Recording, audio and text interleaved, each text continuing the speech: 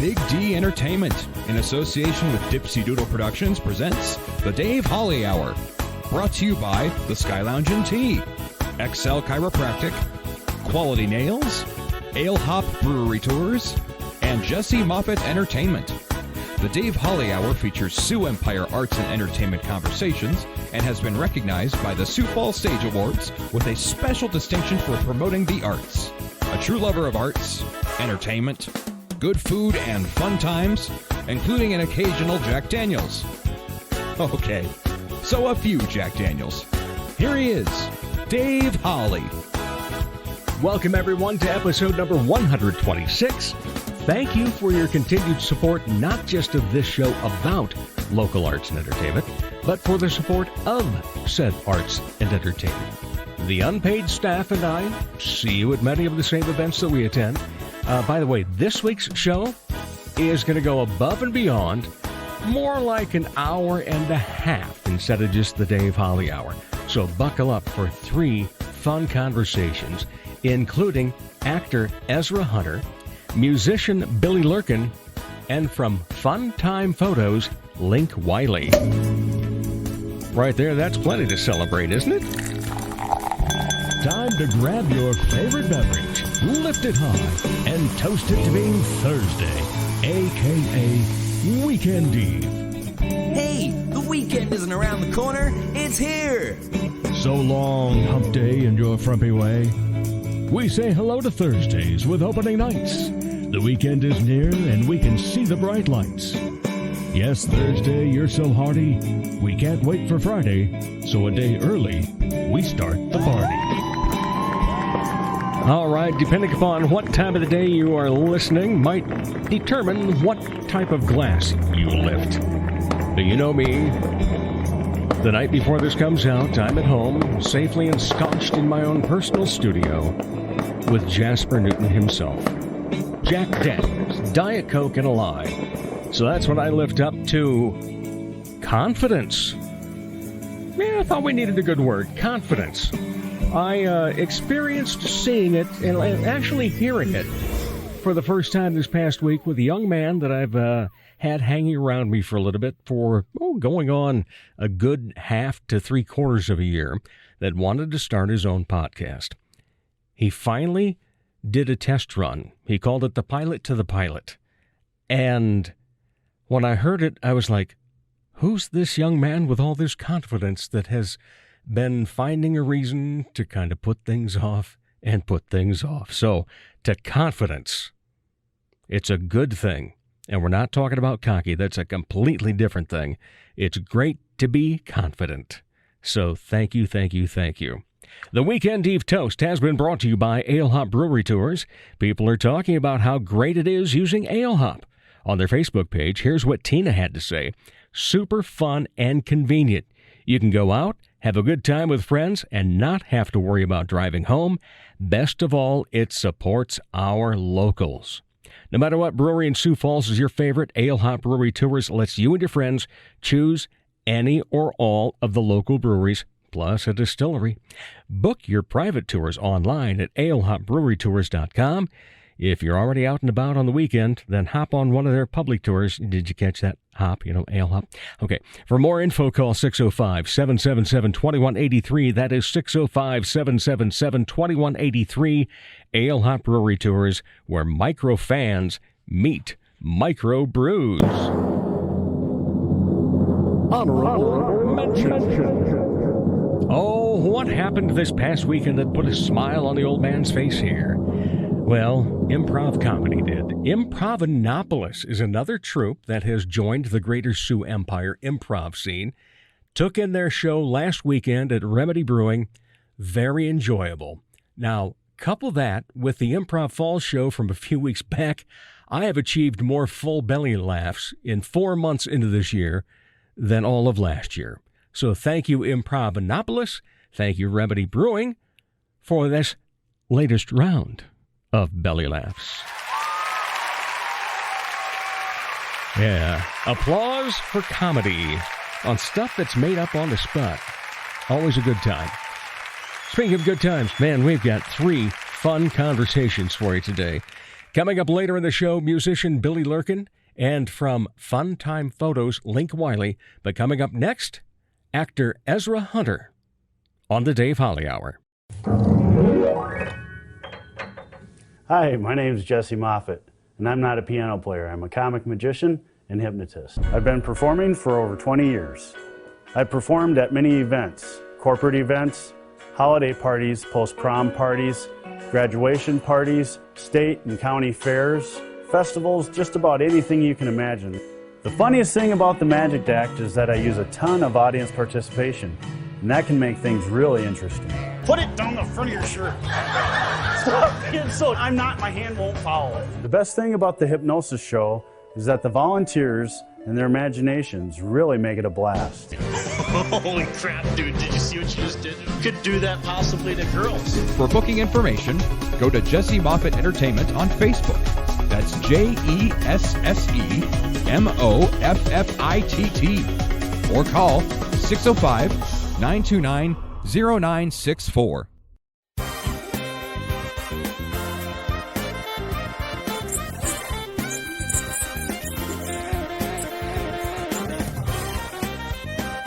Welcome back, everybody. Are you ready for it? I know you're waiting with anticipation, aren't you, for me to say it's always a pleasure to bring you more great conversations about Sioux Empire Arts and Entertainment, and especially to bring you first-time guests. In fact, all of today's guests will be first-time on the program, but I doubt the last, especially for this young man, because just fitting him in the schedule was tough enough. Because Ezra Hunter, have you had a full week off since the beginning of the year in terms of theater? I have Any not. shows or anything? Nope. I didn't think so, because you were in Lombardi. Yep. Fantastic job, by Thank the way. you. And I told this to Aaron Sharp, and I also told it to, what's that guy that played the lead? Chris Andrews? Yeah. I told it to him. I said, the mark of a good play for that was the fact that my wife is not a football fan, but she loved that show. It was just so well done. And everybody stepped up to, sorry, there's a football play, but we'll use a baseball analogy.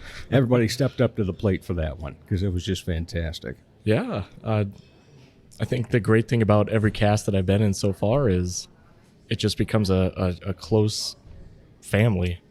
And so everybody is just able to lift each other up in those moments and have the ability to give the community just great art to dive into and experience. Right. And so then, let's see, then you're in Rabbit Hole. Yep. Okay. And now what's in the books for you? Well, now I'm down over in Worthing at the Old Town Dinner Theater working on Caught in the Net. It's a Ray Cooney British comedy play, really wacky, big farce. Always a good farce at Old Town. Always. Yeah, that's one of the things that we love about going there. And in fact, we're going to be down there. We're taking the gentleman of Sioux Empire Theater. We're taking Bob Nelson down there. Oh my goodness, Yeah. my good bud. Yeah, that'll be a fun time. Hanging with him, watching you, and see Aaron Sharp's in that show. Yep. And a lot of great people. In fact, another one of your castmates is going to be on here in a couple weeks yet. Oh. Yes. Miss Henricks. Oh, Samantha. Yeah, Samantha's going to be on. So we try to cover it all here. But you single-handedly have been trying to do that since the first of the year. When will you take a break? I don't see it coming anytime soon. I'm really wanting to get into The Tempest with Okay. Bear Bodkins. I'm starting to write a script for a short film that I want to produce. There's no stop to you. No, my brain is constantly working through ideas, so there is never a break. How long do you sleep, though? Do you at least get good sleep? 6 to 8 hours. I try. Okay, so I get tired. I always worry about that. When somebody's as busy as a person as you are, or like Luke Tatchy. Oh, yeah. Yeah, it's like, are they getting enough sleep? So I'm glad to hear that you have that going for you, at least. What got you into theater? And then we'll talk about why you're so driven. Oh, my goodness. That is a great question because it's a long answer. Well, fire away. It started when I was in high school. I was really, really into sneaking my school laptop home and watching films on sites that maybe we shouldn't talk about. But I really got into the idea of acting watching Michael Keaton in Birdman, or The Unexpected Truth of Ignorance, and The Theory of Everything with Eddie Redmayne, and The Imitation Game with Benedict Cumberbatch. And I started analyzing the films after enjoying them and how they're shot and produced. And so then I wanted to go into filmmaking. And so all throughout high school, I'm working to get into this film school. And then my senior year, I had seen at the University of Sioux Falls, You're a Good Man, Charlie Brown. And I just stopped. And I was like, man, there's something cool and rich about the community at the University of Sioux Falls. So I'm going to apply. And that was actually a very difficult conversation for my parents and I, because, you know, they had wanted me to experience life outside of South Dakota. Mm-hmm. And I really wasn't ready for that. And so meeting Joe Obermueller, meeting all these people at USF, and starting to dive into plays at school like Arthur Miller's Death of a Salesman, it really got me into wanting to understand what it takes to be an actor. To understand the craft part of it, as well as, you know, how you want an actor to react if you were making a film. Yeah. That would have been a very difficult decision, you know, because there aren't film schools per se around here. We have a lot more going on in film in this area now than we certainly did a few years back. But by the same token, you know, there's a little bit of glamour to that of, oh, I'm going to go to film school and so forth. And then all of a sudden you've been leaning that way for so long, and then, wow, here I'm going to USF, and all of a sudden I want to be on stage instead. Yeah. I wouldn't trade that decision ever. Yeah. It's obviously worked out well for you, because you do a fine job on stage. Oh, well, thank you. So let's talk about how driven you are about it then. What do you think makes you tick so much of got to be on stage, got to be thinking all the time, I'm still, obviously, you know, you're still in the mode of wanting to do some film with writing a short. So what is the impetus that makes Ezra Hunter go? I think it's just the idea of being an artist and creating something for people to experience and to learn from. I do not take a break, because there are always stories to be told. Mm-hmm. I loved Lombardi because deep down it was a story on overcoming winning, overcoming those demons of I need to be winning, and doing what's right and what's fair, and accepting that it's okay never to win all the time. With Rabbit Hole, man, it's Rabbit Hole. It's a tough play, talking about grief. It's a huge subject to take on. It is, and I knew that I had to be a part of that to tell a story, and I was very grateful to have that opportunity. And now with Caught in the Net, I'm really driven on, I need to figure out how to entertain people through comedy. And I'm more of a dramatic guy, so that's a real challenge for me. Heavies back to back. Yeah. So now I sit at home and I write in my notebook all these notes on, okay, so how do I deliver this? How do I deliver that? Who am I inspired by through the play? Yada, yada, yada. But it's a never-ending game of learning. What is it you feel you bring to a character? Oh my goodness. Honesty, I think, is one of the big ones. And love. You know, I sit down and I study who is the playwright writing. What do they do? You know, with Jim Taylor, it was great because I had real life research that I can find. And, you know, with Jesse Jensen, we were looking at stuff from the 1980s talking about his football season. And then with Jason Willett, I really had to be honest with myself that a part of me was Jason Willett at one point in time, and dealing with that heavy grief, and how do I safely portray that on stage. And now with Caught in the Net, my honesty is I have to create chemistry with my co-actors and create a new family and through that, it just makes the process of finding new choices so much enjoyable. But by the same token, isn't a lot of that family coming back to you with how often you've been involved in plays and you're acting with a lot of the same people definitely. and so forth? Yeah. Yeah, and so that makes it easier, but it's fun to work with people that you never work with, because then they see stuff that maybe you and, just for an example, Aaron Sharp don't see, and they say, hey, try this. And so then you go up there and do it, and it turns out they were right. Right. And just that level of trust is built even higher. And I love that about working with people here in the city and in the community. Okay, sidebar before we continue. We were both at Aaron Sharp's house a while back. How was the moonshine? Oh, it was good. It was good. If I could remember. Well stated. I shied away from it. Smart. Yeah. But getting back to just talking about acting in general, though, because, that actually was part of, how the family grows when it comes to theater and arts and entertainment in general, really, in this community, because everybody's so supportive of each other and collaborative. What do you see for your future besides getting that short movie? What about the acting part of it? I really want to go to acting school in Chicago, but in my little notebook that I have with me, I have these notes that I write about the Renaissance of art in Sioux Falls, South Dakota. And there's this little voice that just sticks with me that says, you can go out there, you can do this. You have these ideas that are just going to enrich the world, but there's also this place that's building, and you can help be a part of that foundation of this ever-growing love of art and the appreciation of experiences here in the city. And so I'm battling with the idea of wanting to leave or not to. Yeah. I call it an explosion. I grew up, not far from here, down in Rock Rapids. I'm nearing 60, and I've been coming up here since I was a kid. My first date, the official one where you can actually drive a vehicle, was at the State Theater. Long time ago, before it was ever revived, obviously.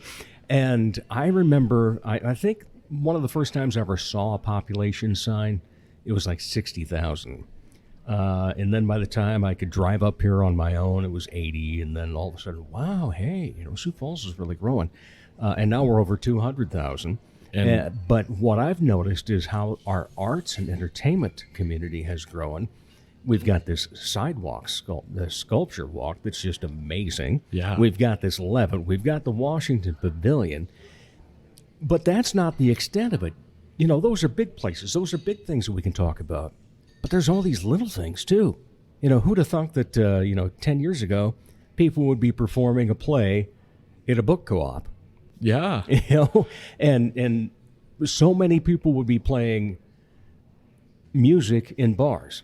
Now, that wasn't unusual, but they were usually bigger bars, and they were usually big bands and so forth. Whereas this, now it's, a solo act or a duo, and they're playing outside in the summertime in front of a bar. It's incredible to watch. And I've loved that just so much because I've seen the city grow, but I've also seen how the culture has grown then too. And as you step into that as a younger man, you've already mentioned the appreciation for it. And of all the words that we've used, I don't know if anybody's ever said Renaissance of the arts in Sioux Falls before. Yeah, it's just how I see it.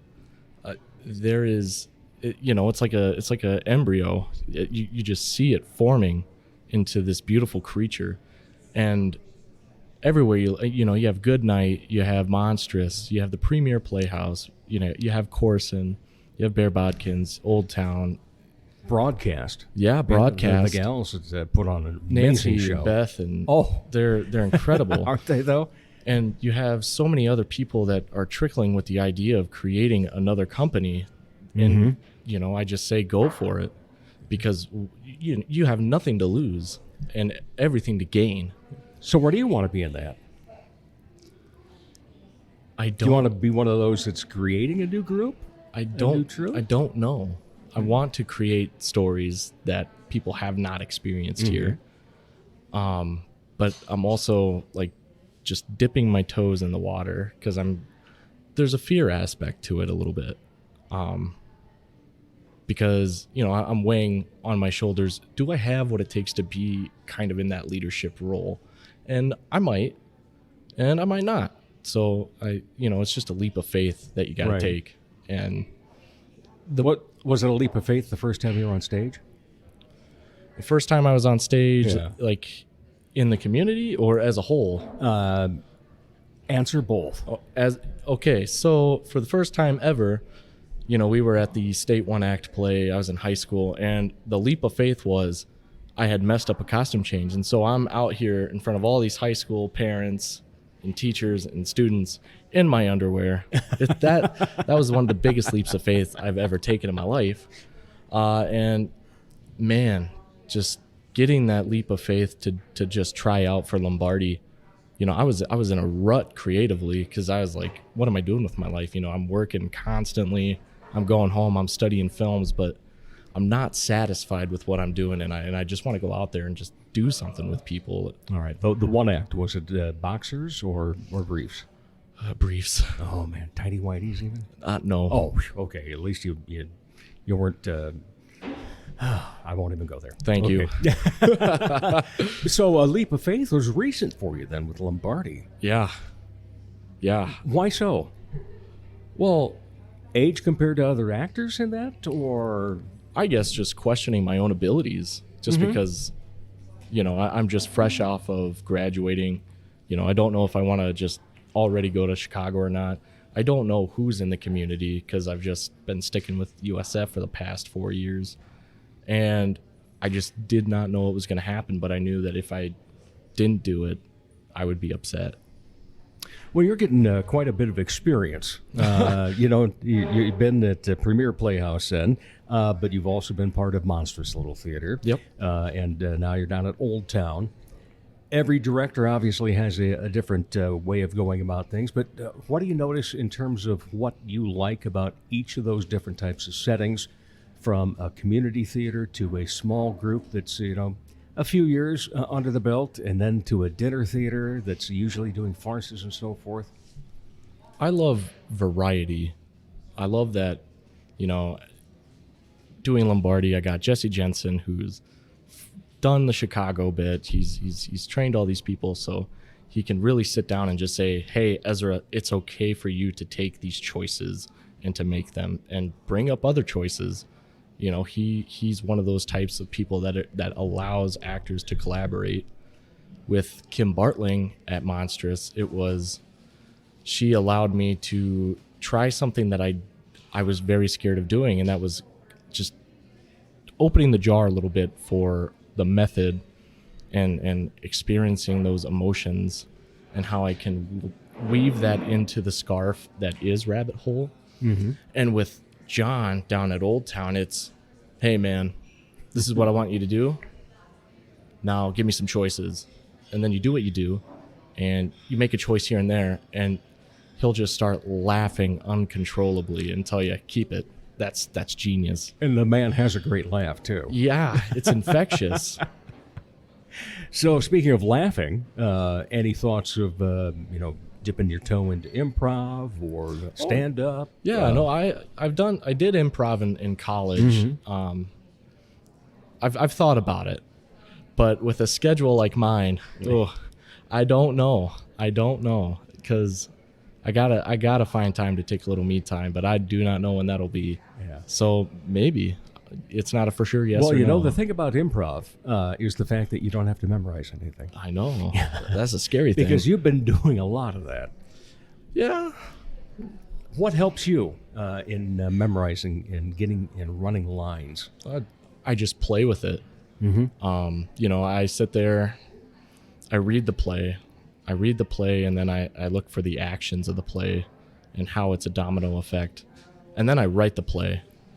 I'll write my lines, I'll write everybody else's lines, and then I'll do it again just to make sure that I have it memorized. And then if I have to write it again, I have to write it again. And then we go and do it on the stage, and, I just organically have it ready so I can react to people.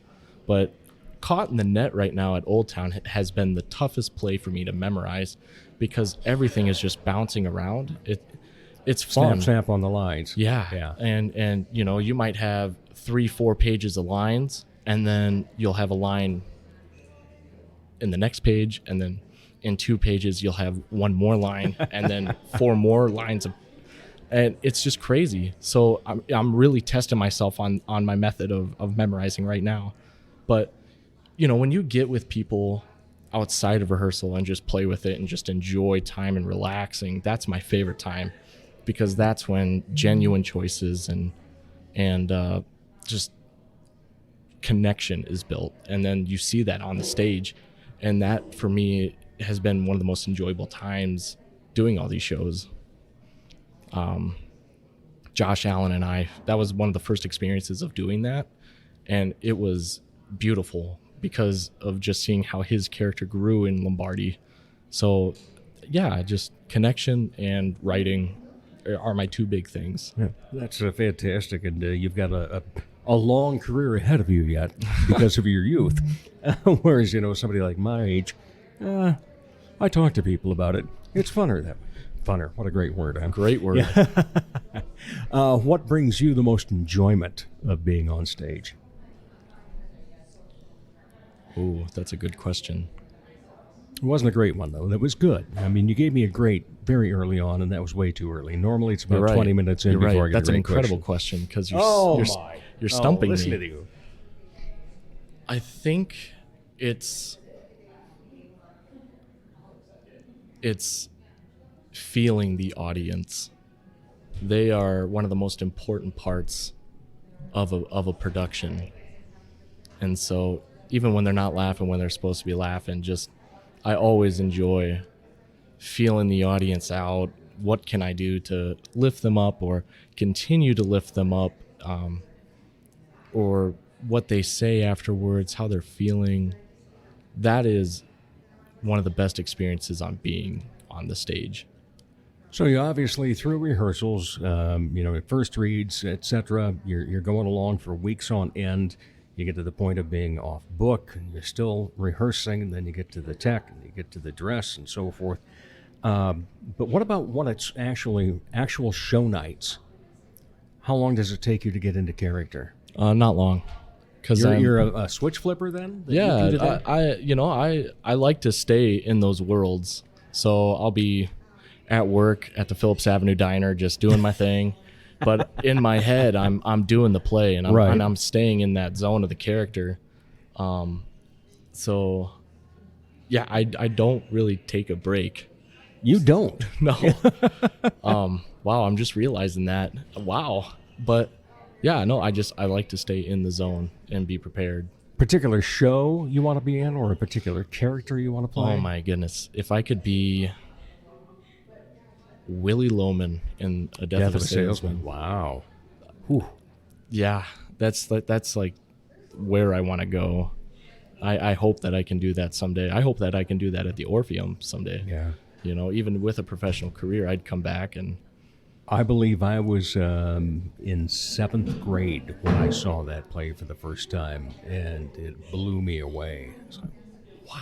Yeah, that was one of the plays in high school. Because otherwise, you go to something as a kid at that age. You usually go into one of the community or high school musicals and so forth, and maybe a fun play, but you're not seeing a heavy like that and going, ooh, there's a lot to this whole being up on stage thing, isn't there? Yeah, that was one of the plays in high school that we read in our English class that I was like, okay, I have to take a break from wanting filmmaking and I have to act because the way that she had structured the class was, you would read the play, but then she would, test the waters, see if people were staying interested. Of course I am, but everybody else is not. So she has to put on some Dustin Hoffman film, and there I am just losing my mind at what I'm experiencing. And so that was one of the tipping points right there. Willie Loman, I will be someday, I promise. Oh, I like that. That's confidence. That has to be a huge part of being an entertainer, whether it's visual arts and photography, filmmaking, being on stage as an actor, or, putting together music, being in a band. you have to have confidence. And you exude it. I try to, but Or is that an act? it might be. Sean Muller and Lynn Mock, they might say, well, actually, he is pretty down on himself a lot because he second guesses everything. Yeah, but isn't that everybody? Yeah, That's a I think creative so. type. That we don't just, come right out of the chute and have a hit. Yeah, no, I try to stay humble on all that stuff. So I'm careful about confidence because I don't want it to be toxic ego. Well, and there is a difference between confidence and cocky. Yeah. Yeah, and that's something that the more you hang around people, you can tell which one they are. And I would much rather have a confident person than a cocky person. Yeah, that's me for too. sure. All right, so you've already iterated it a few times that, boy, you do need to take a break. When you do, what's on the agenda? I dream. About making more films? Yeah. I go out and I experience music and comedy shows and films at the State Theater, and then I go home and I go to bed and I dream, and then I wake up and I'll write down a sentence or, the storyline, and I'll see what I can do with it, if I can make it into a play or into a script of any kind. So that's what I do. I just observe the world around me. And At what point in life did that start, that you would wake up and start writing things down? it was in college, because in an acting course, our professor, Joe Obermuller, was like, go down to a coffee shop and just observe the life around you. Observe how different people are sitting, talking, doing their work. What are they thinking? Like, write that down. And so then I just started doing that everywhere. It helps with building characters and also stories. I love being here at the Source or down at Coffea because there's such life Yeah. at very coffee true. shops. So you get plenty of stories. No doubt about that. And of course, the other thing is, when you do have a moment, you are at other people's shows too. Yeah, I tried to. What have you seen lately that you weren't involved in that you really enjoyed? Oh my goodness. I got to go see Improv Falls, and that was a blast down in T. Yep. I didn't have time to go see The Psychic. I'm really kicking myself on that, but Missed a good one. that's all I've heard. Yeah. I'm trying. It's tough because, if I get a Friday night off from rehearsals and from work, I'm sitting there reading the scripts and going through choices. All right. So one final thing, then tell us about your character in Caught in the Net. What can we expect when we see you on stage? So I play a 16-year-old bumbling, confident, cocky idiot of a boy named Gavin who meets this girl online, and he's ready to go see her, but his dad is not letting him because that is also his daughter. And so it's just this wacky story about a man trying to prevent his two families from meeting, but it is a hoot and a joyride, and I'm really doing big motions and over-the-top speaking, and it's just a blast. All right. Well, we look forward to that blast in just a few weeks down the line here. Thank you. In fact, I think we're going to be there May 19th is the date that we're going to be. All right. Yeah. Thursday. I love Thursdays. They're great. Yeah, they are. Weekend Eve. Yeah. Yeah, it's a way to head into the weekend with an opening night show or something, and just always have a good time. Well, it's been a great time getting to know you a little bit more, Ezra, and certainly appreciate your time. Thanks for being on the Dave Holly Hour. Thank you for having me. Can't wait to come back someday. I'm looking forward to it as well. And we'll be back with more in just a moment on the Dave Holly Hour. Sure, they have darts, and you've heard me talk about how ruggedly handsome the trivia host is, but all caps fun never stops at the Sky Lounge and Tea. And fun is best had with your friends enjoying live entertainment, as in live and local. Yeah, the Sky Lounge believes in giving you the best bands, solo artists, and comedians from the area. The Neo Johnsons, Elizabeth Hunstead, Skylar Volks, as well as many others. And a great staff will make sure you enjoy your fun at the Sky Lounge in Tea, South Dakota. It's another Sioux Empire Arts and Entertainment conversation on the Dave Holly Hour. Welcome back, everybody. Yes, once again, it's a new guest to the Dave Holly Hour, but I have a feeling, just like everybody else, he's going to be somebody that'll come back often because he plays great music. Billy Lurken, how are you? I'm doing great. How you doing today? Wonderful. Glad to have you along. Thanks. And ran into you a few months back at our wine bar. I didn't realize that our wine bar was so massive that we didn't run into each other another time there when we were both there. It's got compartments, apparently. Secret rooms. That's great. So we've had to reschedule, but finally we get you on here. And, and then I was sitting there looking back through some old... now, you don't look at photo albums anymore. No. I'm going back through some digital albums. Files. Yes, and I see that back, I think it was absolutely the first Hobbies show that Jenny Mack and I ever put on was at Old Schools. And we actually made the marquee Thursday, Hobbies. Friday, Billy Lurken. Hey, there you were. We shared a marquee. We shared a marquee. What a wonderful thing. It's a small world, isn't it? It is. And that's the thing, you keep finding that out the more you get involved with other people and find things that have common traits and so forth. But I tell you, when I saw you down playing at our wine back, that was actually before the first of the year, wasn't it? It was December. Yeah. Mid-December. And it was like, man, I just love this guy's playlist. Thanks. It's like, okay, I know my age. I think you're a little younger than I am, but by the same token, it's like, man, you are hitting everything for my heartstrings when it comes to what I grew up listening to. I luck out sometimes. And that's really what it is sometimes. I mean, well, you true. have to have the right crowd. Yeah, I mean, and I suppose because of that, with that background of that particular type of playlist, that you're pretty apt to playing covers for any request too, aren't you? Try to. Yeah. I do. I joke that I don't play anything past 2000, and that's really not much of a joke. It's not much of a stretch. It's mostly... I'm not all that far behind you. Not that I play music, but in terms of what I listen to and what I like and what I sing at karaoke and so forth, there's rarely anything beyond 1990. Oh, wow. You're better than I am. Well, it's just because, I loved Styx. I loved Boston, REO Speedwagon. Oh, sure. BTO. Oh, yeah. That was the first one. Yep.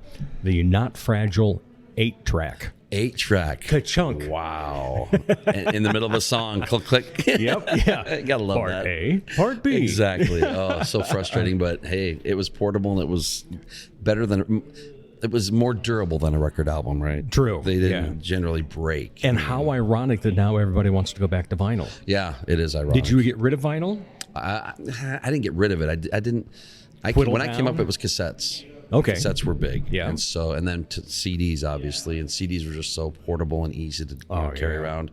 And they sounded good. So, but vinyl, I love it and I love the sound of it, but I just don't have the money to. I'm not going to go reinvest. Don't have the money or don't have the room to put all everything, really. Yeah. Honestly, it's kind of everything. So, that's what it is for me at this point. My wife and I live in 660 square foot. And, you have to be selective. A part of that is my studio. Right. You almost have to put your vinyl collection on the wall as artwork. Well, ironic you say that because there are 2 albums up in my studio in frames. One is Grassroots. Really? Greatest Hits, because that was the first LP I bought with my own money. Really? And then my friend Joel Shotwell from JAS Quintet gave me his album on vinyl. Okay, all right. And so that's up there too. Nice. And all I'm missing now is an original 45 of like the Beatles. Right. Yeah. Because I have my first cassette, which was Tom Jones. Really? Greatest Hits, or was it a catalog? It wasn't called Greatest Hits. I can't think of it right off the top of my head because the label on it is so bent and folded and everything crumpled up over top of it. It's aged a bit. Yes, slightly. And I've got Bachman Turner Overdrive, Not Fragile. Yeah. And then my first CD was Frank Sinatra Reprise. Really? Yeah, I went old school on it. Yeah, yeah. And I know that, I don't know what the first 45 I ever would have purchased was. Sure. Right. But I grew up with it. My sister is 12 years older. My brother's 9 years older. And they had 45s. mostly Beatles. Sure. Yeah. So if I can run across a Beatles 45 to put Right. in the studio then too, I've pretty well got the collection then. Nice. Doesn't matter which Yeah. one. You just want any of them. That's huh? right. Interesting. And you can't put digital stuff into frames, though. No, you can't. No. It doesn't work out that well. That's great. Well, you keep your eyes out for those. I mean, you never know around town here. True. I You know, we mean, went to an estate sale a couple weeks back that probably had a couple hundred different 45s, but no Beatles. Beatles. Nothing that said, this is the one. You know, Right. Anything along that line. Like, do you have a top three that you like? Any like a wish list or song wise that you would put up there, or just want any? Apple label, Capital label with the swirly yellow and orange. Do you have or Decca? Or do you have any preference? Decca. I remember a lot of Decca 45s. Yeah. ABC. Okay. Yeah, because that was recognizable. I was like, well, I thought they were TV. Right. Didn't- Exactly. Yeah. But you know, so if I find something like that, Yeah. then I pretty well got that collection in place and so forth. So what was your first? First 45. That's a toughie. I remember. Well, because you said you came up on cassettes and so forth. My but- parents had 45s, and the one I remember playing the most was 8 Days a Week, the Beatles. And it was on the Capitol label. Yes. And the flip side was I Don't Want to Spoil a Party. I actually like that one more than 8 Days You a like Week. the B. Yeah, I like the B side. Other 45, my mom had me Barry Manilow. I can't smile without you. That's the Weekend one. in, okay. Yeah, that one too. Weekend in New England. Yeah, those Billy Joel, Just the Way You Are. Flip side, I can't remember the flip side of that one, but some of those. First album that I remember, probably Destroyer by Kiss. Yeah, I wanted to join the Kiss Army, and they rejected me. Rejected me. I was devastated. I was 8 years old. I even wrote it in crayon, I remember. And about a year later, they sent it to me, returned to sender. I'm like, I didn't make the Army. Well, that's all right. That's okay. That'd be a great band name, wouldn't it? It would be. Crayon or Crayon Fan Club. Yes, Crayon. Yeah, That'd be a great one. Or Crayon Army. First CD was Beatles. I remember coming here actually to Best Buy in Sioux Falls and getting my first CD player, buying Sgt. Pepper and Magical Mystery Tour. So that was the first CD. And then cassette. The first one I remember getting was Pyromania by Def Leppard. So, but of course, I'm sure there were other ones in so there. you've but those are the established big you're ones younger that- than I am because Pyromania was, junior year in college. I Okay, believe. all right. Yeah. Yep. That was in 1983 that came out, if I remember right. So, yeah. So you've got some Those are my interesting benchmarks. influences then. Yeah. Obviously, Oh, yeah. the Beatles you went back to. Yeah. So that's got to be a big influence for you. Yes, Beatles, huge. Yes, always. So who besides Beatles and those that you've already named, is there somebody that we haven't talked about that it's like, this was huge? Right. Well, a little later on, it was Dylan. A lot of Bob Dylan. Because when I first started playing, I was more on the music side. I didn't really care about lyrics at all. And then I went to Moorhead State, and my composition teacher tried to get me into Blood on the Tracks, and it just didn't take the first time. Like, the lyrics are good, but I'm still more of a melody harmony kind of guy. But then I think it was. I saw him in concert at the Minnesota State Fair, and he was absolutely not good. It was, he was really nasally. His band was amazing. He always has a great band. But Dylan himself wasn't that good, so I wasn't that impressed. And then the next morning, the person we were staying with was playing the album Desire. And I heard Hurricane and Isis and those great songs. I was like, okay, I get it now. I totally understand why people are flipping out about this guy. And then I went out and got the whole catalog, actually. Funny story there. I was going to Moorhead State up in Fargo, Moorhead. And brand used CD stores were not the norm then. It was still your chains and stuff like that, and your indie record stores. But a brand new used CD store was opening, and they made the foolish mistake of having a notebook where you could write down if you wanted anything. Well, I wrote down any Bob Dylan. And then how to contact you? Yes, Okay. and of course after I'm sure a week that was a big cluster because how you keep track of all that, but. The next day, some guy came in and sold his whole Dylan collection. So they held it for me, and I went. I was a poor college kid. I So was just going to say, in donate college, I donated plasma twice a week, and I would take my $20 and buy the 3 Dylan CDs I could get, and then go back and donate more plasma. Yep, that's how it worked. They weren't platinums; they were plasma records. I sold my blood for Bob, so that's why I joke about that. But Dylan was huge, and along the way, I mean, you pick up on, and that's what I do now. I do listen to a lot of older music, and now it's a matter of like listening to stuff that maybe fell through the cracks, like Laura Nero. I really like her right now, and I hear the influence that she had on like Todd Rundgren, for example, and because I'm a huge Todd Rundgren fan. So you know, kind of I putting the didn't know puzzle. you were from Laverne, Minnesota. I'm not from Laverne, Minnesota. Yeah, I didn't think you were, but Laverne, Minnesota is like the Todd Rundgren capital of the world. Is it really? Oh, they just I didn't know that. adore him. At least, you know, my age people back then did. I need to go over to Yeah. Yeah, I love Todd. I think I've seen him in concert 3 or 4 times, and he's always interesting. And I'm trying to listen to some of the stuff I haven't heard because he's puts out stuff all the time still. But I did not know that about Laverne, really. Oh, they're a huge Todd Rundgren. He's probably never played there, I bet, has he? I highly doubt it. I don't think he's played Sioux Falls, so I mean, he hits the big ones. True, I can't think of when he I ever don't would I have been think there. Omaha, Lincoln, Minneapolis. I don't think he's hit Fargo. He hasn't even done the casinos, really, has he? No. He's on tour with Daryl Hall right now, and they're doing. Oh, man. They're doing some like Nashville, New York, Philadelphia, those I places. love Daryl Hall. Yeah, Daryl's Hall's place? Yes. Oh, great but show. his set list for this tour, he's doing a lot of solo stuff. He's only doing like 4 or 5 Hall & Oates tunes. He's doing a lot of his own solo stuff. So that's interesting. I thought looking at the set list because I love looking to see what these guys are doing. But yeah, so Rundgren is another one. Just listening to a lot of different stuff. I like jazz too. I like Miles Davis, Coltrane, stuff like that. Mingus. So anything really. I'm pretty open. What got you started in music? I started taking guitar lessons when I was 9 years old. Okay. And my parents were big music fans. They didn't play or anything, but my dad listened to music all the time. My mom listened to music all the time. He actually had a jukebox with old 45s. So yeah, still has it. So he'd be playing Elvis and. So I know where to get that Beatles 45 now. It's only don't I? 50s though. Only 50s. Yeah, he's very strict about that. Very unusually strict. So it's nothing before 1960. Or I'm sorry, nothing after 1960s in there. So no Beatles in his jukebox. Elvis. Bill Haley? Little Richard. No, Billy Lee, no. Okay. Buddy Holly, Eddie Cochran. Oh, Buddy Holly, I would immediately take. Yep, Eddie Cochran. And some kind of one-hit wonders like this band that does a song called Forever. I want to say it's a Little Dippers or something like that. Yeah. That little piano thing. He's got some, what else does he have in there? The Three Bells by the Browns. Some one-off stuff too. All right, so they listened to music. Obviously, they were listening to recorded music that had been in a studio. When you started to play guitar, did the attitude change?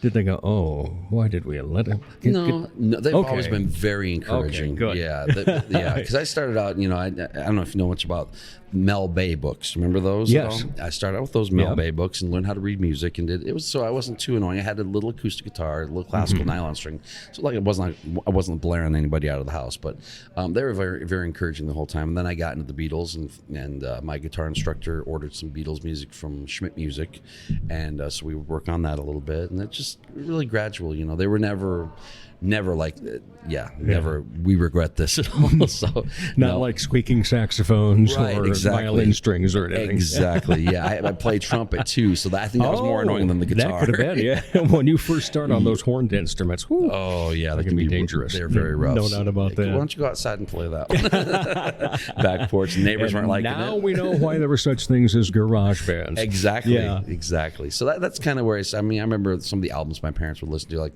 they had a Beatles compilation called Love Songs, which is a double compilation.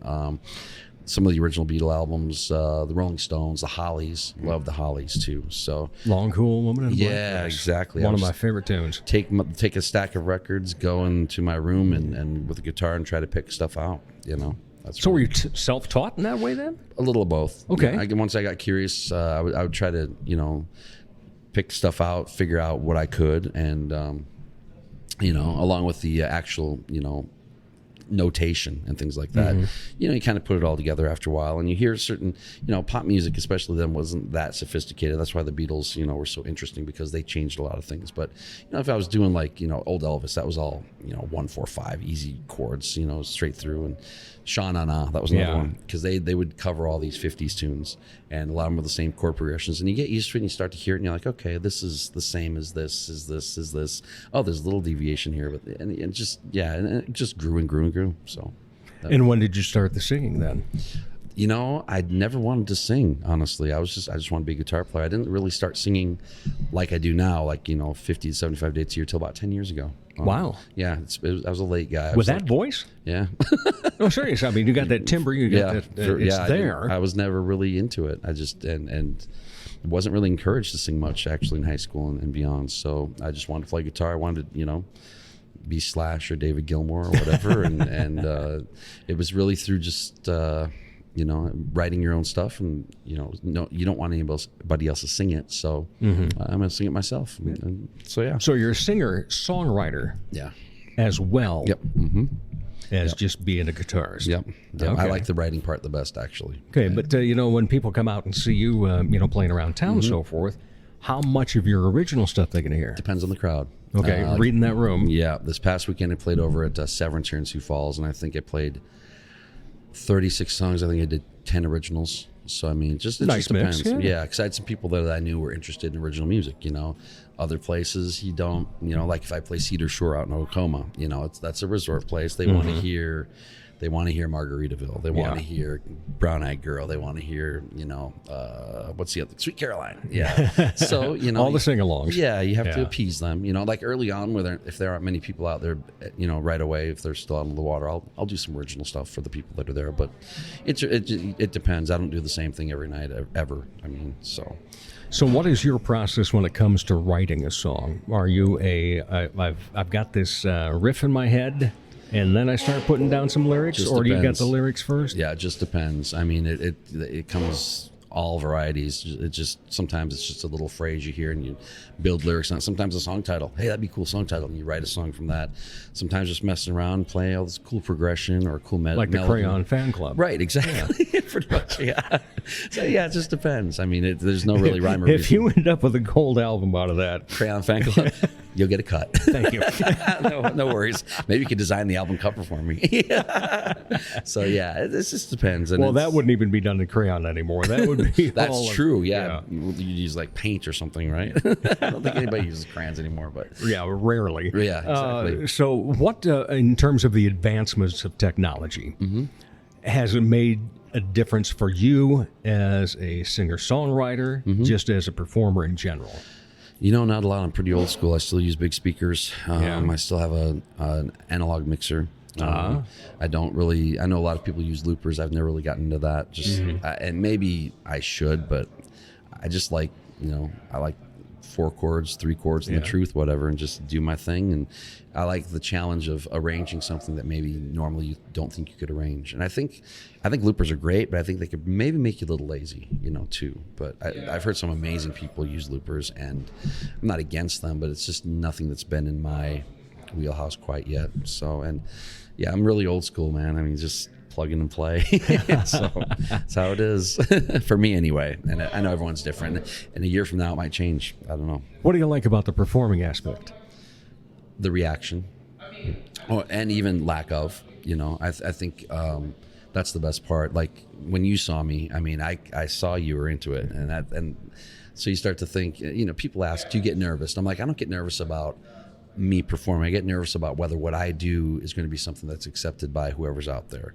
And and a lot of times it's a crapshoot, because you'll maybe get a crowd that doesn't match what you're doing, but the manager of the venue will come over. I love what you do and love what you do, but him loving me doesn't pay the bills. It's got to be the people that are there, and you get them to come back each time. And that's why you have to mix it up too.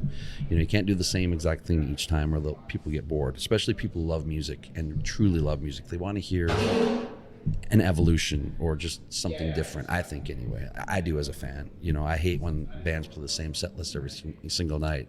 I like variety. I like hearing different things. So well, and the other thing, and I tell a lot of local comedians this too, that will maybe get down on themselves about a joke didn't fly, and it's like, doesn't mean people weren't laughing inside. Right. Yeah. The other thing is, you tell that to the same crowd on a different night, and there's going to be a different reaction. Yeah, that's true. And I would assume that not only that part of it being true for you as a musician, but also the fact that you might play it just a little bit differently another night too.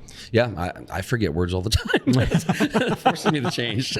But and the other thing is you have to also reconcile that with, okay, some of these people here have seen me, but some of these people here have seen me for the first time. Right. So you have to balance that. For example, I played Johnny Cash, and people that have seen me expect that normally, but it gets boring. I mean, you get tired of some of these songs after you play them all the time.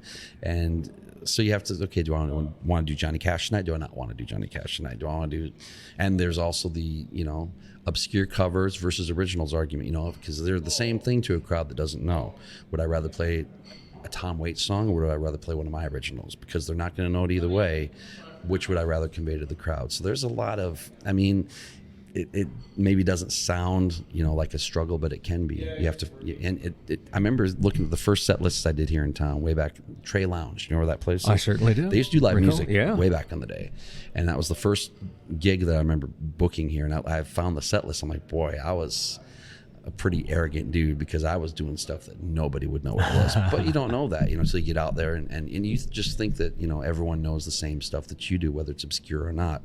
I was doing Ian Hunter covers, and I was doing my own original stuff, a Tom Waits song, John Prine songs, and not much reaction because it just wasn't that kind of crowd. If I play that at a more music friendly venue, it'd be a different deal. But for general places like that, you really have to assume that people don't know what you're going to be doing. My favorite question of a guitarist. How many do you own? Oh boy. I'd say probably 15, I would say. Wow. Yeah, I've got, but I don't You might have taken the lead. Yeah. Might have. I've got 4 or 5 electrics, 2 regular acoustics, a bass, a banjo, ukulele, a couple of slide guitars. So we're talking stringed instruments in general for you then. Yeah, Okay. Yeah, I have, and it's not like I have like 5 Telecasters or something like that. Right. I have Strat, an SG, a Gretsch. Gibson? Gibson SG. A Gibson, Howard Roberts. He was a jazz guitar player. He had a model guitar. A friend of mine sold that to me really cheap. So it's just a Seagull acoustic, Taylor acoustic, Gibson acoustic. So yeah, you got to just variety. Are you on the outlook for any other guitars? Always. Okay. Yeah. You always got to look for more guitars. It's called gear acquisition. Yeah, I'm not a gearhead so much. I'm more of a music head than a gearhead. Right. But I'm a gearhead. Are you really? Yeah.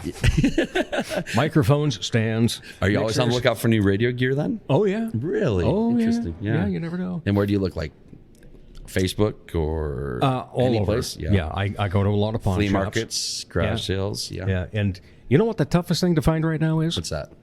A workable mini CD and radio player for in the 3-season room. Really? Yes. Are you For talking under $50. like a boombox type thing? Yeah. Oh, yeah. I'm It's sure. horrible. That's amazing because you think that wouldn't be and you would think that they would be down under 50 by now, but No, Really? it's awful. You find one under that price, you get it home, something doesn't work. oh no. Yep. Oh, And so that's no good. We'll be on the lookout. We got to watch for that and for Beatle records for you. exactly, yes. I'll keep my eyes peeled too because I live in Mitchell, so we got different stuff. over there, That's true. so, Yeah. Got some good pawn shops over there. There's one good pawn shop. Yeah. Okay. Yeah. I'll have to make a trip over there, Yeah. because after all, the world's only corn palace is over there. Yeah. You're not going to find boomboxes or Beatle records there, but you will find lots of corn paraphernalia. Oh, I can imagine so. Yeah. Definitely. So over in Mitchell, what's the big hit for you if you go out and play a local bar there?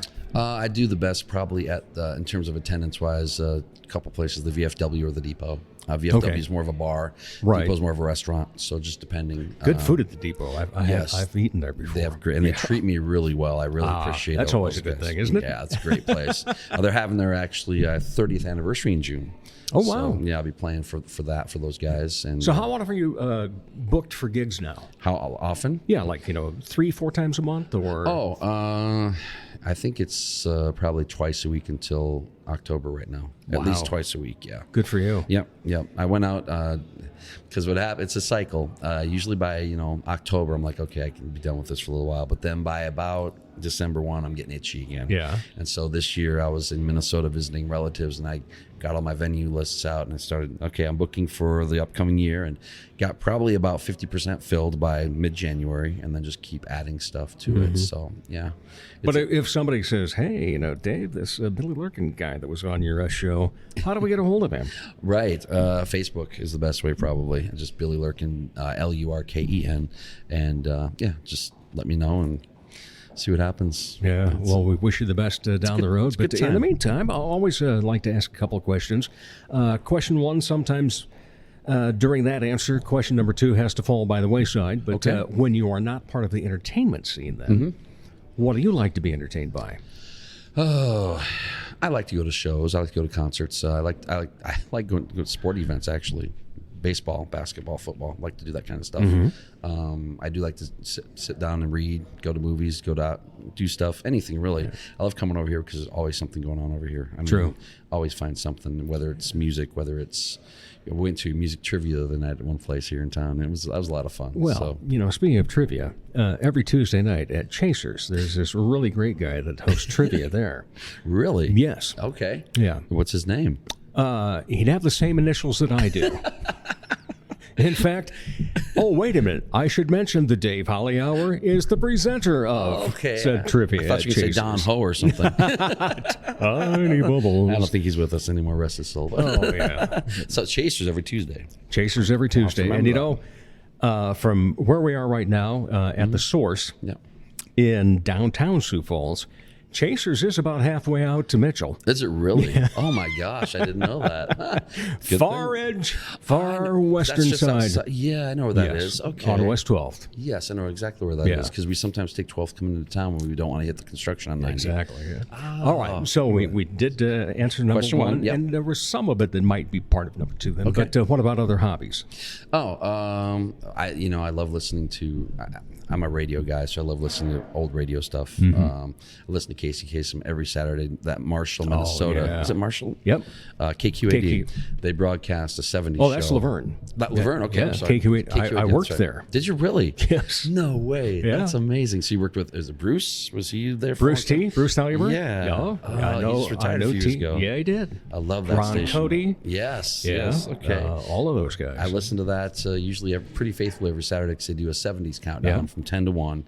I like to listen to old radio air checks online. I like watching live videos, just all kinds of. You haven't found any of my old air checks out there, have you? No, are they out Don't there? look. I'm going to look. Do you have any real air checks? I don't think. No, I don't. You don't? See, because back in those days, you got canned by a station. You were out the door. You really didn't have time to take any tapes with you. Sure, right. Yeah, that makes sense. You have to have something, though, you would think. Well, now I have 120-some podcast episodes online. I would love to hear you on the air back in the day. So where was your first station you worked at then? Was it KQAD? Actually, yes. Yeah. I did a little bit of part-time there, and then between the freshman and sophomore year of college, I interned at KSCJ in Sioux City, Iowa. Oh, wow. Learning the news biz. Oh, yeah. And God Squad, as I called it. I had to do Sunday mornings. And of during the course. middle of that, because I was on from 6 until noon, at 10 o'clock, Eddie Washanowski, better known to the old peoples of many a VFW as Eddie Skeets, would come in and play polka. Oh, my Now, a 45 is easy to cue. Yeah. Backspin, get it at the right spot. Three-quarter turn, yeah. But when you've got polka albums that have 17 songs on a side and he wants to play number 13... Those grooves are small. They're small, and the songs are only about a minute and a half long, so that means your next one that he wants number 14 over on the next one. Yeah, so it was quite the ordeal. What a mess. So that was on Sunday mornings. Yeah, and on Sunday mornings. But then first actual full-time out of college was at KFKA in Greeley, Colorado. Oh, wow. Which was the host station for Denver Bronco training camp back then, because the Broncos used to host their training camp in Greeley at University of Northern Colorado. Gotcha. Yeah. All right. Wow. That's a cool town, isn't it, Greeley? They have a really good jazz program there, don't the UNC? Very much so. Yeah, I've heard of those guys before. In fact, there are some people, some good friends that have been to UNC and gone through graduate programs here and so forth. Excellent. But, very cool. Do you miss doing commercial radio at all? No, because of what it's become. Oh, I miss old radio. A whole other episode, really. In fact, one of my other jobs was I was at KBRK in Brookings. Okay. And was the program director of the AM the last 3 years that I was there. And the tagline that I came up with for it, I called it Traditional Radio Today. Because we did, first of all, the playlist was standards. But then, it was an old-fashioned AM. Okay. That you had the little town newses and so forth, and you had all that. Funeral announcements. Yes. Lunch menus. Well, and while it was a bugger to do, It was true. Yeah. And Traditional radio. That's what it was. And that's what it was. And I loved it, and I missed that part of it. Yeah. But, now, well, in fact, I don't have the solid statistics on it. I've looked it up, and I'm pretty close in my analogy that the first time that I ever opened a microphone, I was a senior in high school, September 17th of 1980. Okay. And I read the Central Lyon School News. And I was the only person ever to do it live. It was a speech class deal, and it was always taped. But I wanted to go into radio, so I volunteered to do it live, and I did that. Yeah. At that time, there were about 1/5 the number of stations that there are now, but there were 5 times as many announcers. Sure. Yeah. Now it's voice track. Yeah, I was going to say the job pool is not getting any better for radio. So, No. and overnights used to be how you train to get better. Exactly. And you don't have that anymore. Nope. So it's you got 4 guys working a station or a cluster of 4 stations, tracking each. It's not. Because I work in radio still, and it's just not fun like it used to be. You watch the old WKRP shows or anything with simulated radio, and it was a fun deal. But now it's not like that. Hitting the soft spot. It's good stuff, and it's not like that at all anymore. Chai Rodriguez played 4 under par. Hopefully next week he can play up to par. Look at you. He quoted. That's great. So, anyway, we got off on a tangent there, but radio. That's okay. It's a podcast. We can do that. We can do that, yes. Without constraints from the radio. Yeah. But I do like listening to old radio stuff still. I mean, 50s, 60s, 70s, even 80s stuff, before that got to, I like to listen to like old John Records, Landecker, Air Checks, and Larry Lujak, WLS in Chicago. Yep. Yeah, I like to listen to Tune that in on an old radio. Yeah. Ford 500, Oh, sure. And that, he hit like 30 states. You could actually like 36 states. Yeah. He hit almost everything in America, and that his ratings were just, they said he would have been the top jock in America by far, because they were Clear Channel. So they got to raise their antenna after dark, and just very cool. So that kind of stuff, I really enjoy doing that too. So, all right. Awesome. This is a nice talk. It's a great time. Thank you so much. And Thank you glad it was definitely worth all the rescheduling we went through. I knew it would be. I did too. All right. Billy Thanks, Lurken, Dave. thank you so much. Appreciate it. And we'll be back in just a moment. Dr. Perry Langston and Dr. Corey Tooney know excellence is in you. That's why they provide you with excellent care at XL Chiropractic, improving your overall health in spirit, body, mind, and will. Get results the natural way. Arrange a consultation, 605-332-9235 or xlchiros.com. Excellent care for excellent people. XL Chiropractic, located at 4309 South Racket Drive in Sioux Falls.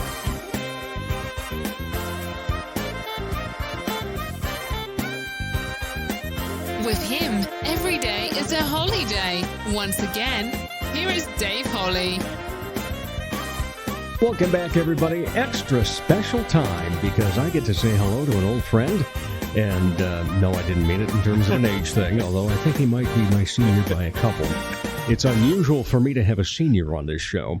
But anyway, we used to work together, and now he's taken the life of ease. He keeps wanting to retire, and he just can't seem to. His name is Link Wiley, and we're going to talk about his venture now into the entertainment world. How are you, Link? Hey, I'm doing great.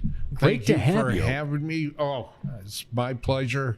We do need to get going because the home closes soon, and I don't want to get locked out. So, so I don't just have you here to talk about a little business venture you have. Now you're doing stand-up. Yeah. Is that what you're telling me? Well, I'm a little too lazy to do stand-up, so I do more of a sit-down kind of thing. Well, see, yes. I did that line. Oh, did I tell you that I started doing a little bit of stand-up last year? Right. Just to help out a friend who was running an open mic. I had been thinking about it for a while, and so I finally delved into it. I've done it maybe half a dozen times now. And so I said, I know what you're all thinking out there. Dave, and at that time I was 58. 58 is not the age to start a stand-up career. I said, you're right, and I'd pull out a stool.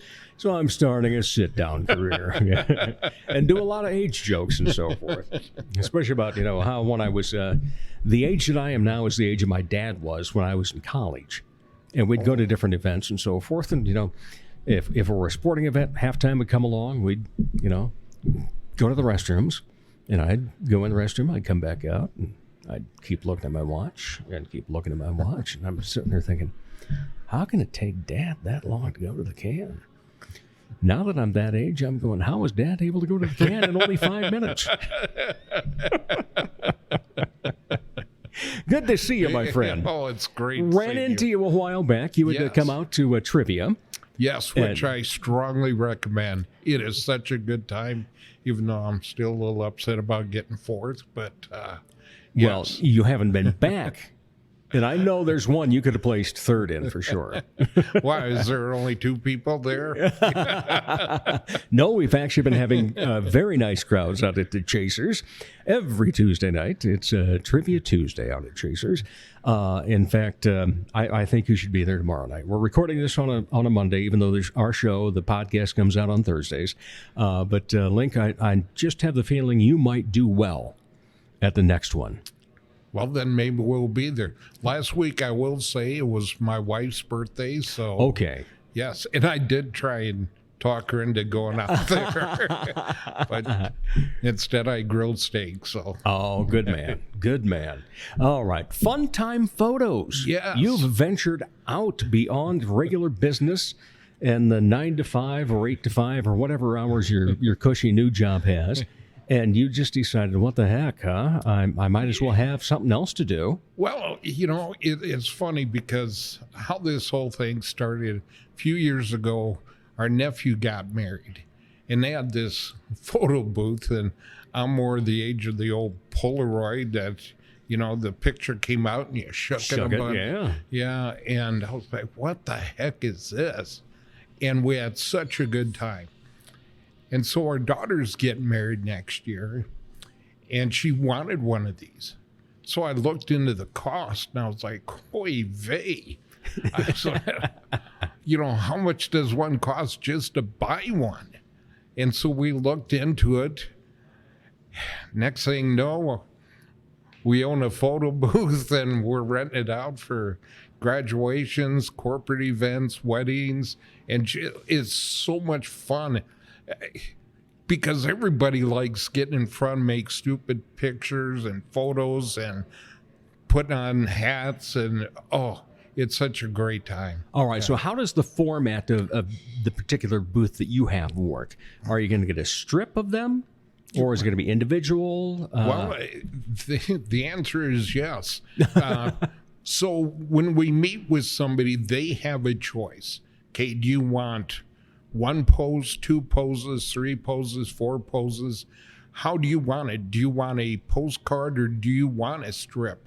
And so it's up to the host how they want their pictures, and then that's what we set up. And then we work with them to get a theme.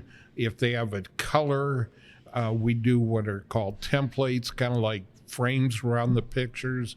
And we personalize it. So for somebody's wedding, you'll say their name, or like I'm doing my company, and we'll have their logo on there. Mm-hmm. So we really customize it for that people or the group of people. Excellent. I love it. Oh. It's funny because this morning I was in getting my back cracked. I shouldn't say it that way. I was getting a chiropractic adjustment. And he knows that Monday's my day to interview folks. And I was telling him that I was going to interview an old friend that is now up in the photo booth business. He says, photo booths? I didn't know they were still around. I said, it's funny. I said, they're making a resurgent. It's just that it's more of somebody's renting them or having somebody come in for an event, aren't they? Well, yeah, they really have come back, and these aren't the typical or going back to the mall, those pictures. This is it's a mirror. And so the people, it's 5 feet tall mirror, and it's interactive, so it'll count down. It tells you when to take, it's going to take the picture, and it'll say 3, 2, 1, and say cheese, and you're on fire. And so it's a beautiful mirror, and it's a really cool concept. It's a 35 millimeter camera, so the quality of the photo is way above anything else, even the iPads that use those cameras. So it's a high quality picture that comes out right then and there. Okay. So it's not an enclosed booth. There are some of those around. I don't like those or don't have one. So. Well, I know I've been to a few weddings where, they've had a photographer that has, the props and Right. so forth, and you stand in front of the Yes. screen, and then the people that got married can post that, and then you've got the opportunity to buy from that photographer then. But this is somebody's renting it, and so everybody at the party is going to have a good time? Everybody at the party is going to have a good time, and everybody gets a picture, and they get it right then and there on the spot. They take the picture, and when they're done, as they walk out the booth, it's printing. And if there's 2 people in there, we do 2 pictures, 3, 4. It doesn't matter how many are in there. We print out a copy for everybody. And so they leave your event with their own souvenir. And we, honest to goodness, we have from 4 years ago from my nephew's wedding, if it was 2 or 3, sorry, Ty, but we still have the pictures that we took from that photo booth. And so it's something that we have kept all these years. And so we still have our memory and our souvenir from their wedding. So what size photo do we get? Well, it depends on if what the host or hostess wants. You either get like a 4x6. Okay, so or- pretty typical. Yes, typical picture. Or if they chose to go with strips, then it's a 2x3 strips that there's 2, 3, 4 different pictures on there. So All right. it's up all- to whatever they choose. That's what everybody will get. All vertical format? You can go vertical. You can go horizontal. You can go horizontal. Yeah. And so how many people can you fit in the booth? It's not a booth. It's not an actual booth, so it's still just this mirror that you depends go on up how to? close you are to each other. So the more Some families that might need to be in another state. Some families 1. It's other families 12 or 14. If you can squeeze in and some are down sitting on the floor, there's really no limit to how many you can get in there. All right. So do you just have one of these at this point? We do just the one at this time, and Is that said with anticipation of others? well, you know what? It's like at my age, I don't buy green bananas, so I don't know what's the future.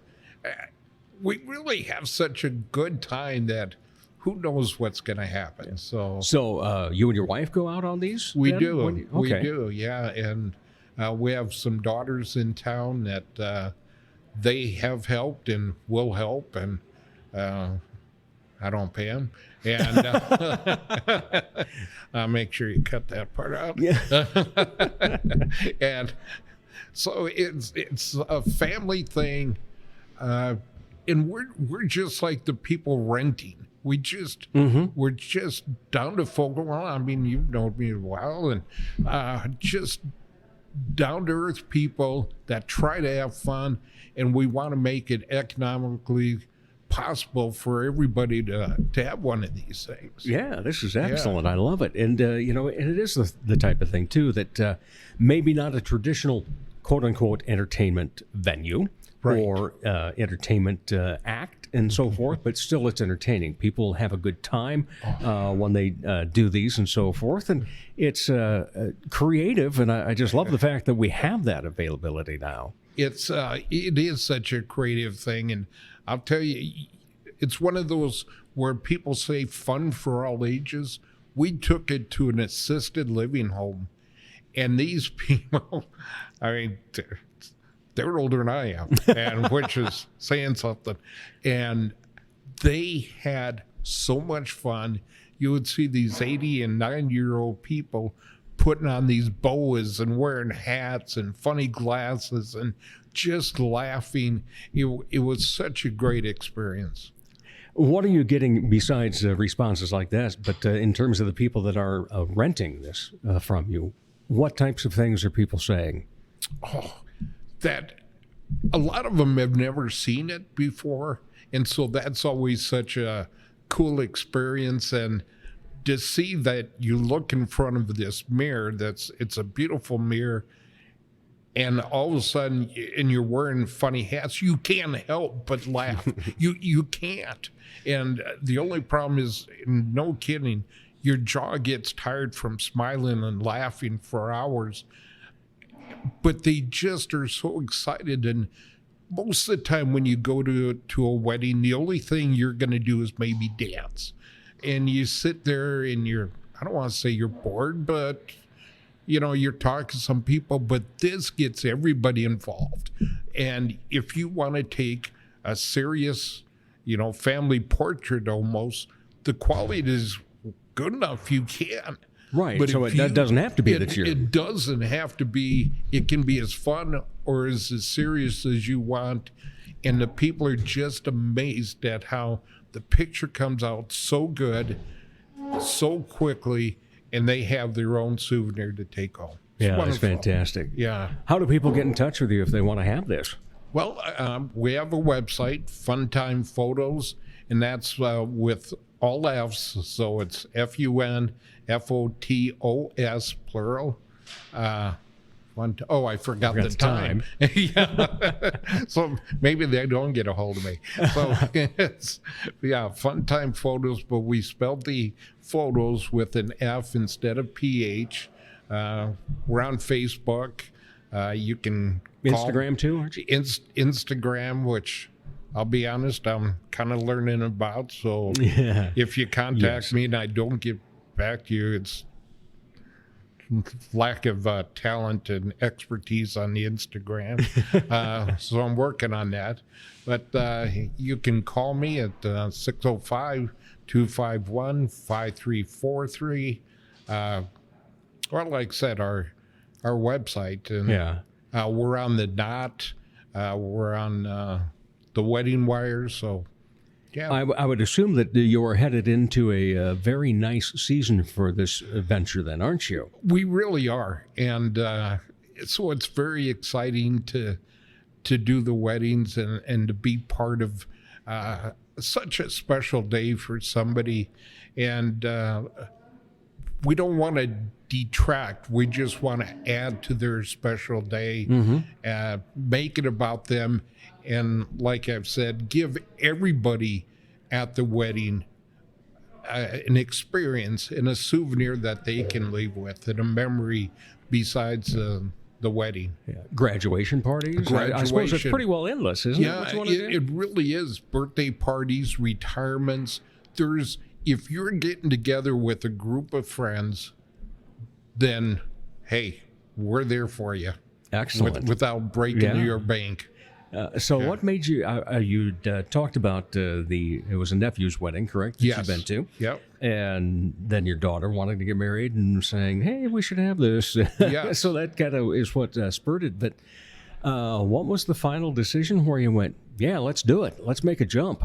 Well, I guess the final thing was, you know what? We had so much fun. And it was such a great experience. And when with our daughter getting married, we just couldn't see spending the amount of money that companies were charging for this thing. And we just didn't think it was right. And I'm sure there's a lot of great companies and they do great work. We're not the only one in town, so I'm not saying that.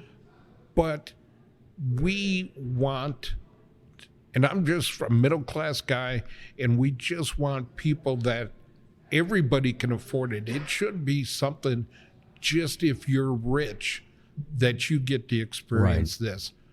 The working class guy. And so we said, hey, this is something as a family that we can do together, have fun, and help people have a good time. I mean, golly. What's the budget on all the props you've bought for it, though? Oh my God! Because you got to hit every season, I'm sure. You do, and it's amazing. Valentine's Day, St. Patrick's Day, Easter. You got the whole works. And so, I tell you what, there's a lot of money tied up in props, and also backdrops, because you have background when you go, so you try and get different colors. You have to get a website. We're licensed, we're insured, and so you got to get all that. And so there's a lot of things. When we sat down, we thought of every single thing that could possibly we need to buy, and of course we're way off. Yeah. and now I mean, all the incidentals.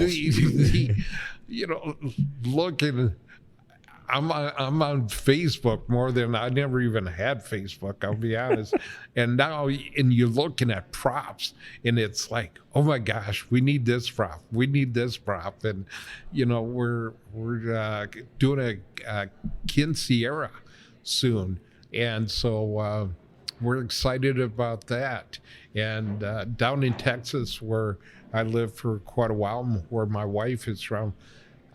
It's a big thing down there, and I don't know if it's a big thing up here, but this is a special day for this girl, and so we're buying special props just for her, and so there's a lot of money, and it never ends, because you find out how many different holidays.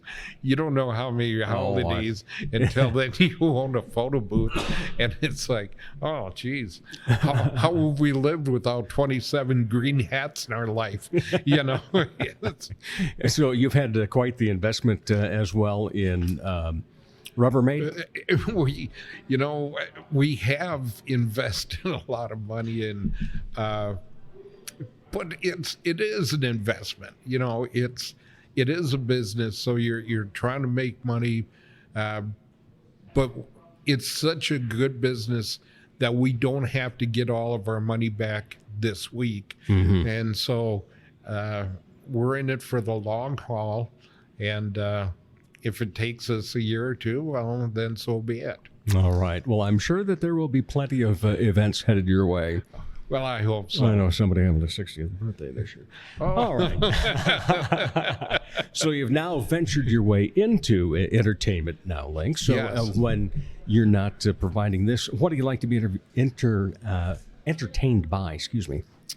Oh, comedy. I like comedy. I like people that are funny. And I think one of the great things about comedy, I think to be a good comic, you have to be intelligent. And so then just having a conversation with people like that, I'm a huge, as you know, sports fan. Yeah. We've been to a hockey game and together, and baseball will be coming up. So sports is a big thing. Growing up all my life is sports.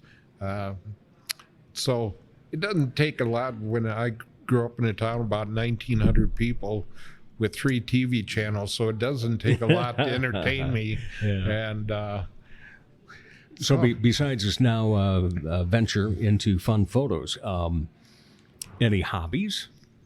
Or have those had to go by the wayside? Yeah, my hobby is finding new props and trying to figure out Instagram and Facebook. Yes. Reading, big reader, trivia. And again, come out tomorrow night, Tuesday.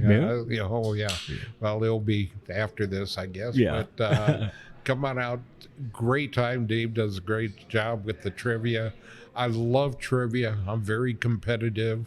So testing my wits with other people is a great time. All right. Well, we'll look forward to seeing you there. Yeah, and look forward to the success of FunPhotos. FunTimeFotos. FunTimeFotos. Yes. Fun with an F.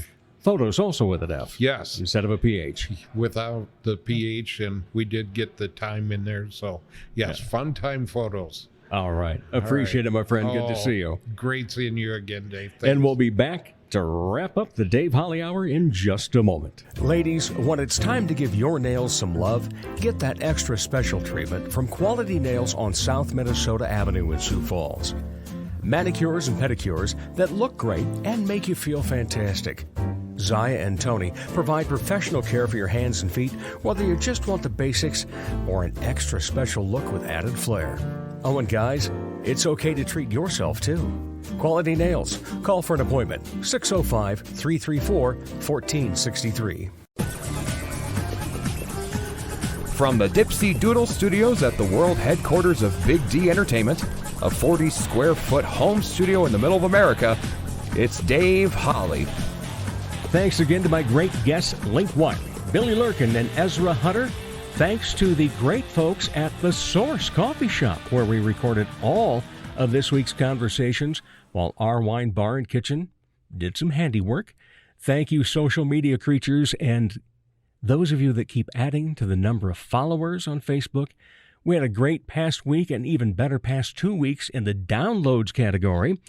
Don't forget, you can learn more about the show as well as listen to all 126 episodes online at www.davehollyhour.com, or you can contribute to the show by buying me a cup of coffee. Follow us, as always, on Twitter and Instagram as well. As for this weekend, I know that, tonight we're going to the Good Night Theater Collective's Into the Woods. Always look forward to their productions. And we're going to support one of the great downtown restaurants, Minerva's, beforehand. So it's going to be a great night for that. Tomorrow night, then, on Friday night, we're actually going to a high school play. We're going over to West Central. Going to be in Hartford. Our dear friend, Miss Melissa's, she has a niece that is participating at that, so we're looking forward to that. And then Saturday night, really looking forward to being able to sing some karaoke, but not at the usual haunts. It's part of the reception for Aaron Sharp and Emily Dykstra. They're tying the knot on Saturday, and the reception's getting underway at 7 o'clock on Saturday night. It says it ends at 11. It didn't say whether that was p.m. or 11 a.m. Sunday. All right. Have a fun weekend, everybody, and a great week ahead of you as well. As Arts South Dakota says, home is where the art is. As I say, you can't have heart without art. Remember, I'm Dave Holly, and for me, every day is a holiday. The Dave Holly Hour has been brought to you by the Sky Lounge and Tea, XL Chiropractic, Quality Nails, Ale Hop Brewery Tours, and Jesse Moffett Entertainment. If you would like to contribute to the continued success of this podcast, go to DaveHollyHour.com. At the bottom of the front page is the additional links section. Click on the orange button, Dave Holly on Linktree. You can order merchandise, become a Dave Holly Hour VIP, and make contributions to the show. The Dave Holly Hour is produced in the Dipsy Doodle Studios by Big D Entertainment. Thanks for listening.